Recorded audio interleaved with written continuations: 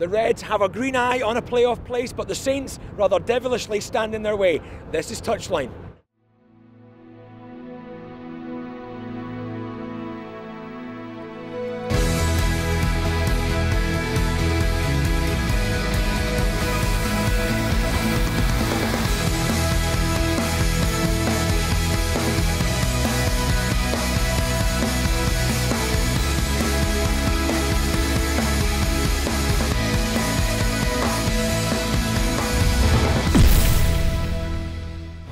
Welcome to Super League Touchline. My name's Jerry, standing in for George Riley, who's off covering some football competition or other. Can't quite remember the name of it. Eurovision 2012. That's it. Now, the Reds' position in the league doesn't really reflect how close the last few games are. More about that a little bit later on. First up, it's just this little lot. The chips are down as Super League's best poker faces battle it out at the casino. We have the top tries from round 17. And we look ahead to the Salford versus Saints game on Friday. But first, here's this week's headlines. England reigned victorious over the Exiles on Saturday night, battling the conditions to win 18-10. Tickets for the second fixture at the Gal Farm Stadium are available at www.rugbyleaguetickets.co.uk. However, it wasn't all good news for Super League fans as Exiles captain Tommy Luluai suffered a broken leg after colliding with Ryan Hall. Wigan coach Sean Wayne has said he'll be out for 6 to 10 weeks, but will make it back before the end of the season. Leeds Rhinos also have suffered an injury blow ahead of this weekend's fixtures, with Brett Webb being ruled out for 8 weeks, meaning he'll miss the Carnegie Challenge Cup semi-final against Wigan on July the 14th. Now, Super League is a game of tactics, quick thinking, power plays, and it's rare that we get to see how these skills translate off the field. Well, some of the finest minds in Super League assembled at Grosvenor Casino to find out just that. Look out for a few poker faces and a few hit with the poker faces.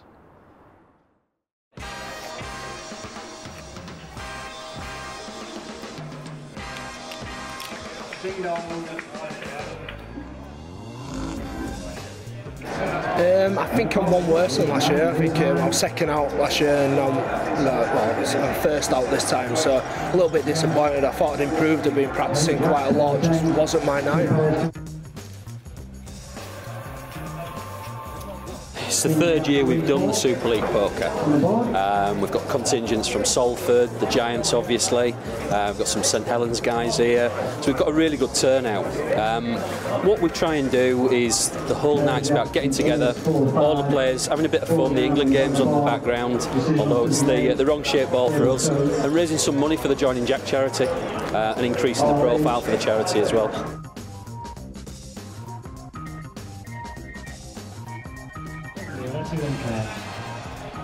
What do you think what it requires to be good at this game?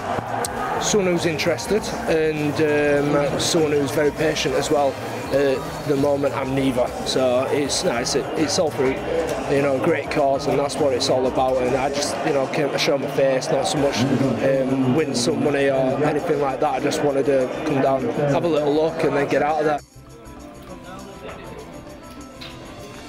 You need to be patient. And that's the thing about poker. You need to be patient. You need to know your simple mathematics, see whether or not you've got a likelihood of hitting your hand. But on top of that, you need to do more watching than looking at your cards.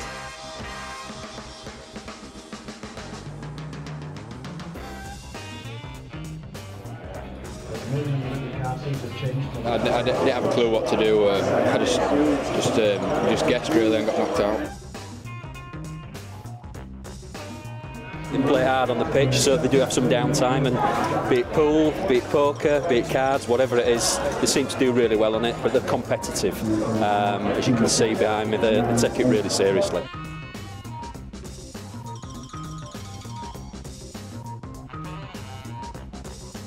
My wife's a better poker player than me, so I wish she was here.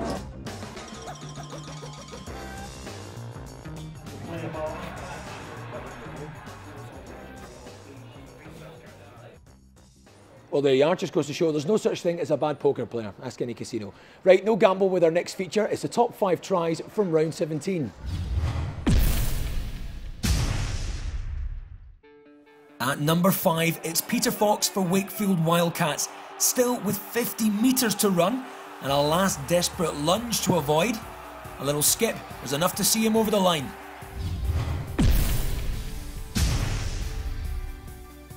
Wigan warrior George Carmont is at number 4. The ball flows downstream beautifully for him to slide in a lovely try.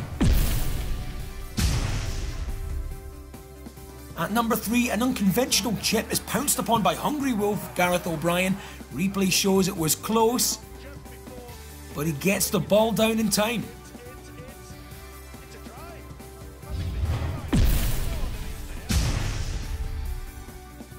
Some quick thinking, lovely dummy pass and a burst of pace gets Rob Burrows over the line for Leeds at number 2.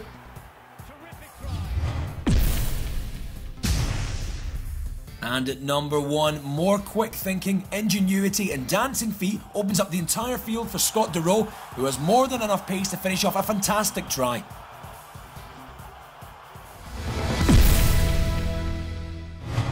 Salford's last 6 games were decided by 4 points or less. Saints, on the other hand, put 54 past struggling Bulls in their last outing. Redstow are confident they can meet that challenge here at the City Stadium, and I tell you, if their standards of performance are anything like the standards of cleanliness in their changing room, they've got every right to be confident. This is beautifully, beautifully clean. When you're sort of looking at the table where you're at and you've had these close games and you know that you should have and could have won, probably 4, maybe 5 of them, and you put them points on top of where you're at the moment, that really shoots you up the table, and that's the frustrating thing, the side of things, because the sides played some good footy this year, and obviously they're disappointed where they are at the table, and over the next period of time we're hoping to move up the table. We have been up and down all year really, and it's probably not acceptable at times when we need to be consistent, and if we want to get into that top 8, but after coming off great results against Huddersfield and Catalans here, to toss what we did up against Cast last week was not good enough, and we know that, but we've just got to look on now and train hard this week, and hopefully come Friday we can get a result against St Helens and get us back on track for that top 8. Must mean a lot to have those tight games, and Salford aren't far away from sort of putting win on win on win. Yeah, no, we've not been far away all year really. Like you say, there've been some really tight games, but I think it's knowing how to win them tight games.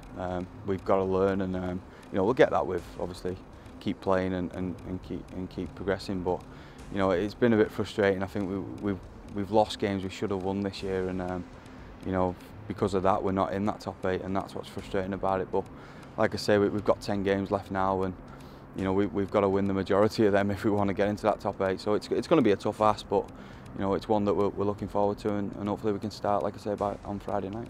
At the end of the day, they're a very good outfit. We went there at the beginning of the year and we gave a good show of ourselves for 45, 50 minutes of the game. And then one guy stepped up the pace of the game in Rugby, and we talked about a big score that we lost by. So they haven't. We just need to be concentrated on what we do best, what we can improve, which is our defence. And we need to play with the ball as we have done for the full year. From when we played against them last time, we've improved a hell of a lot with the ball in hand. What we haven't improved in is defensively. So that's the areas we need to improve on. And how do you go about controlling someone like Robbie? He obviously loves to run from the base and makes a lot of metres from him there. How do you go about stopping him?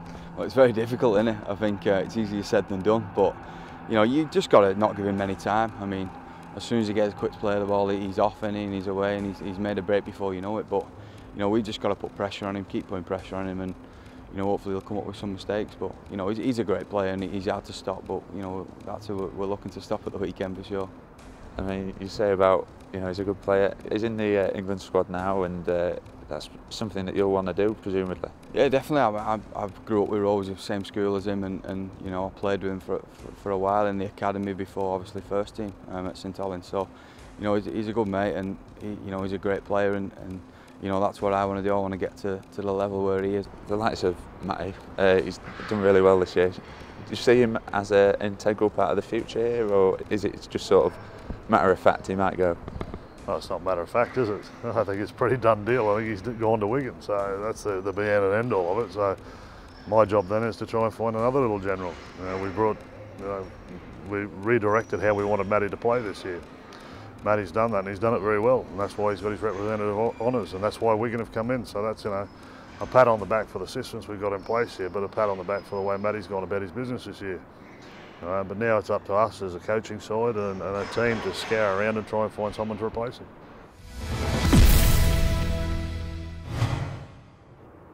Well, that's all for this week. So good luck to Salford, or as they say in Salford, yeah mate, good luck, yeah.